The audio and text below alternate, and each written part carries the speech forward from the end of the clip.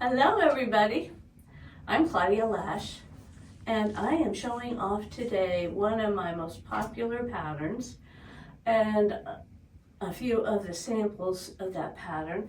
This is called Ferris wheel flowers. This is the first Ferris wheel flower. Nope, I'm wrong. This is the first Ferris wheel flowers, and after I made it I decided it was so much fun I would make more, and I wanted to show you the way you can spice up your Ferris wheel flowers, but I also wanted to tell you about the pattern and the fact that I teach this as a class several different times a year, and there are sometimes questions about that. Sometimes when someone buys a pattern at a quilt show, they may have a question about this. So I thought I'll give you the general overview. When you come to a Ferris wheel flowers class, it's a full day class. You learn a lot of little different things because this quilt takes a little getting used to. It's very fun to make. These big flowers are made with a ruler, a wedge ruler, and you have to have a 22.5 degree wedge ruler. Here is an older wedge ruler by Nifty Notions, but I think Creative Grids also carries this big one. It's 22.5 degrees. This is the big one, and this is the one I first used to make that quilt. Nowadays, often in classes, this ruler is used. This is the same kind of thing. It's 22.5 degrees by Creative Grids. And I think, like I said, they have them in both sizes, but most often this is what people have in class. And I sell this at my booth too if I am at a quilt show, because you can't use a 10 degree ruler or an 18 degree. You've got to have 22.5. So this is the wedge ruler that you need. They're available online at various places, Amazon, whatever. Remember, Creative Grids. I also carry them when I'm at a quilt show. Quilt shops often have them. If I'm going to teach a class there, they will have a few too, so that you have the right ruler. The other things that you need are on the back of the pattern. And on the back of the pattern it says fabric requirements, notions. So the fabric requirements are, you need to have a 1 1/4 yard of a background. So here is, I'm currently kind of have one that I'm using, and I haven't finished with it, but this is going to be the background for some flowers. And you do need a 1 1/4 yard. Now the backgrounds that I used on mine, well, this one's dark, but the other two are very light.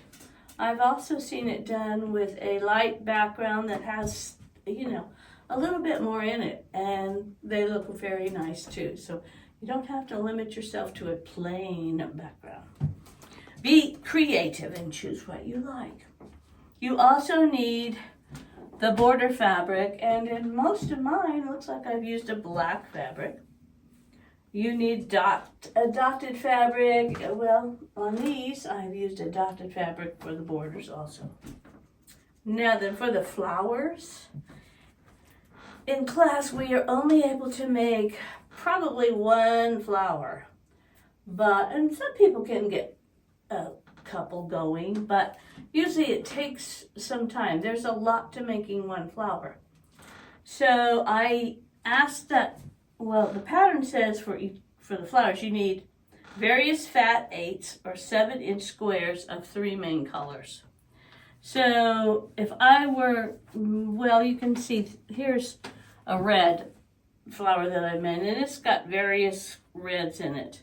Here's a blue one. Notice there's a variety of blues. I have seen people that use the same color in each one. That works. Here are some that what I usually check for is a variety of values. So these would probably work together. So go through your scraps. You don't need a whole lot. You need various scraps to make one flower. So see what you have. I also found that this was done with a stripe fabric. Now, isn't that very easy? The way that these are each cut makes the flowers look a little bit different, but that was a stripe with a lot of varying stripes in it. So stripe fabric can work. On this quilt, I used a dark background. So if you use a dark background, it's fine, but you might want to watch and try to use fabrics for your flowers that are a good contrast. You don't probably want to see a very dark blue or something. The flowers won't show up. Okay, so you need that for your backgrounds, or for your flowers. We will spend a little bit of time learning about making stems. These two have stems that are done with rickrack. This one is a stem that's made with a bias strip. So we will cover that in class, and I usually say this is what the thing I use to make bias strips. It's a 3/8 inch bias strip maker, and so we will cover that kind of very briefly, but you don't have to have that for class. You may want to get that later. The other thing we will cover in class, we will learn how to cut the flowers. We will learn how to cut them again. You need to cut them once out of your fabric, and then you sew them to a bit of the background, and then you cut them again. So that's why this 22.5 ruler is so handy. And then you need to have, in order to make these flowers, you need to have some interfacing. Your choice of interfacing is fine. I like to use fusible interfacing, and the kind that I usually get myself is 950F Sheer Tailor. It's got a little fusible on one side, just one side, and it's very just the best fusible that the best interfacing. So you can get that. It's a Pellon product, I think. So you might bring some of that. Then we make the flowers. We make one flower. We also learn to make these leaves, and the leaves are done with various greens. I use foundation paper piecing, and I will show you how I do that. I use freezer paper for my foundation paper piecing.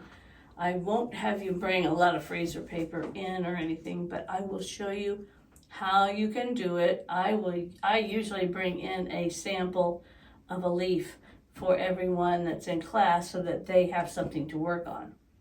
But what you should bring is some very, maybe, I think it says, somewhere 5 light green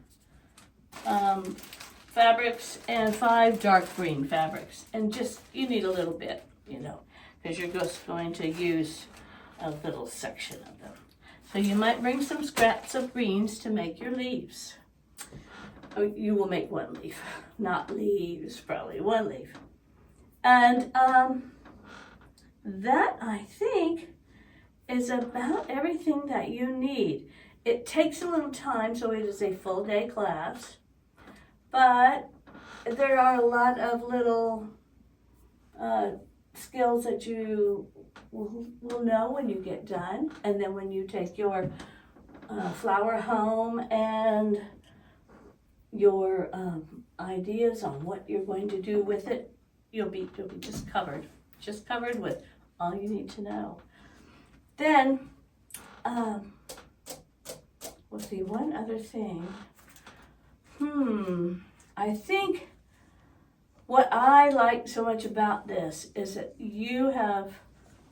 there are so many different ways that you can make this quilt and have it look totally different from anyone else's. So I think it's interesting to see. I know what I was going to say. After you get everything, when you're at home, everything put together into a quilt, in class, I try to allow some time to talk about adding buttons, adding beads, how I do that. And so this may give you some other ideas of things that you want to stick onto your quilt. These are wall quilts, so you can stick on whatever you want, and they will be just fine. So, if you have any other questions, you can always, if you're signed up for one of my classes, or if you've bought the pattern and still have some questions, you can always contact me at my email, which is on my website, and I can answer your questions before you come to class, or if you're in the middle of a pattern and have questions. So, Ferris wheel flowers, all you ever or never wanted to know about this pattern. Hope to see you sometime in class or at a quilt show, and especially if you make one, I would love to see what your Ferris wheel flowers. This is Ferris wheel fireworks, by the way. It's not flowers. No leaves on this one. So, hope you get as much fun out of making the Ferris wheel flowers quilt as I